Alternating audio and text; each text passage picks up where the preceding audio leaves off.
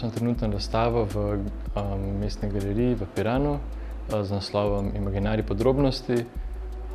Naslov Imaginarij podrobnosti izvira v bistvu iz nekih svetov, ki si jih ljudje ustvarimo, zato da lahko razumemo svet kot celoto, zato da nekako zunanji svet lahko razumemo ne kot nek kup atomov in delcev, ampak si ustvarjamo neko podobo.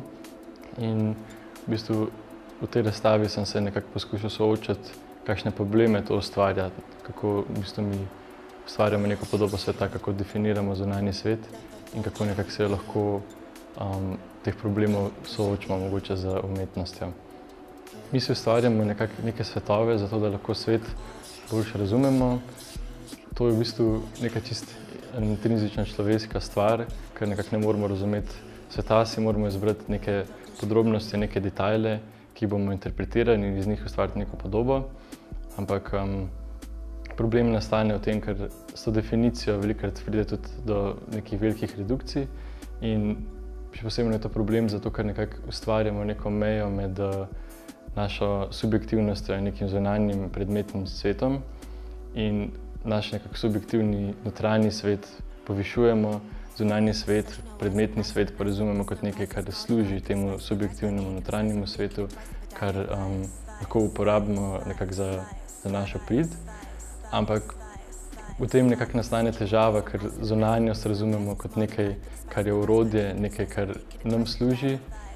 In pri tem mogoče ne vidimo delež nas, ki je nekako v predmetih, neke povezanosti z našo zunanjostjo. In pa hkrati hitro se zgodi, da ljudi nekako začnemo razumevati kot dele nekih sistemov ali pa dele nekih, v bistvu vidimo jih kot da se združijo z nekim delom, ki ga upravljajo. V bistvu njihovo dejavnost, ki jo vidimo kot uporabno, začnemo povezovati z njimi samimi. Nekako izgine meja med tem, kaj je subjekt in kaj je nekako njegova predmetna okolica ali pa mogoče nek sistem, v katerem živi. In moja razstava se nekako ukvarja z temi mejnimi momenti, kjer se ta subjektivnost in ta predmetni zunanji svet nekako podre. Primer tega so recimo, kar podoben motiv so neki delavci v tovarni, ki se nekako izgubijo v tem industrijskem okolju, izgubijo svojo človeškost, dobesedno postanejo orodje za nekaj, kar mi koristimo. Potem so mi pa zanimivi tudi neki prizori iz vsakdana. Recimo ena slika V torek odnesi ostalo se ukvarja z odmetavanjem smeti, kako v bistvu nek tak temeljni del nas, mogoče tudi naše obleke, nekaj, kar smo nosili, nekaj, s čimer smo odnašali, potem vržemo neko kanto in potem to nekako kar izgine iz našega življenja. In ja, te neke neskladnosti z našimi sistemi, ki smo se jih ustvarjali in s tem, kako mi procesiramo svet, so mi zelo zanimive.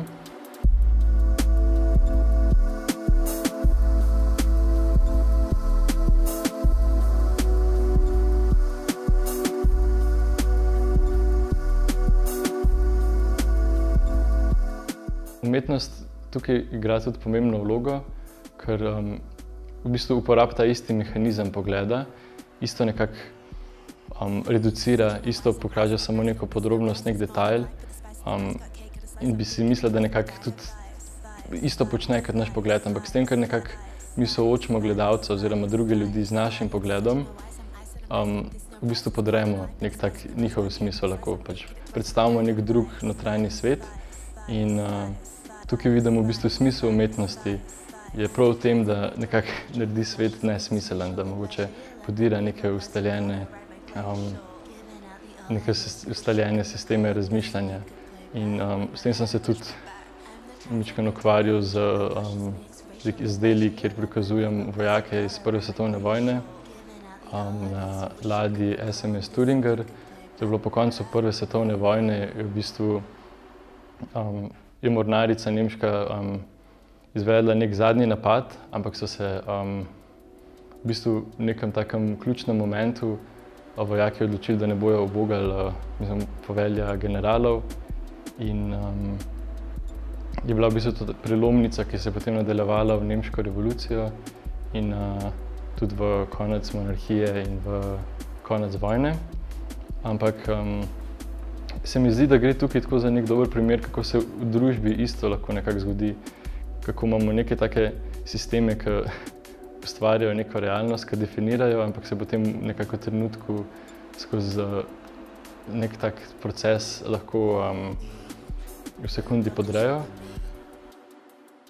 Ja, v bistvu na teh slikah sem nekako hotel prikazati ta zgodovinski moment te nemške revolucije, ker mi je zelo zanimiv, ker je v bistvu čisto pozabljen, kljub temu, da je bil toliko ključen in na končni fazi tudi vodil v nacistično Nemčijo. Mislim, ta Republika Nemška se ni nekako odnesla. In mi je nekako zanimivo ta spet prehod iz tega, kako se je podrl nek sistem, je bil nek optimizem, da bo prišel nek drugačen svet, neka možnost, da se vse na novo definira, nek trenutek ustvarjalnosti, tako kot nekako mislim, da umetnost deluje, ampak na koncu potem se je končalo spet z neko implementacijo tazga strozga hierarhičnega definiranega režima, kjer človek v bistvu ker je človek postal predmet, ni izgubil svoje človeštvo do maksimalnega ekstrema.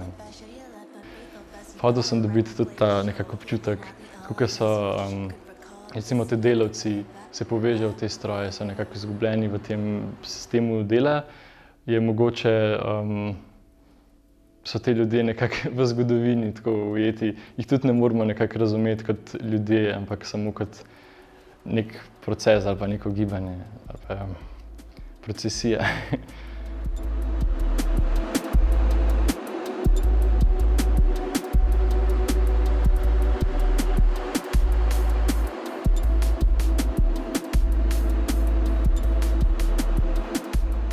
Zelo mi je blizu ekspresionizem, ker prav v bistvu blizu so mi ekspresionisti nekako zgodnji 20. stoletja, ker uporabijo figuro, da prikažejo neka čustva, da prikažejo neko notranje stvar, neko notranje stanje. Ker se mi zdi, da je figura zelo direktno nekako sporoča neke čustve, neke doživljaje, zelo tako neposredno se ljudi na njo navizujemo. In v bistvu prav to hočem, da ne doživljamo slike kot nekaj, o čemer tako preveč razmišljamo, ampak jo občutimo direktno, da je ta moment, kjer se nam nekako podre naša predstava o svetu,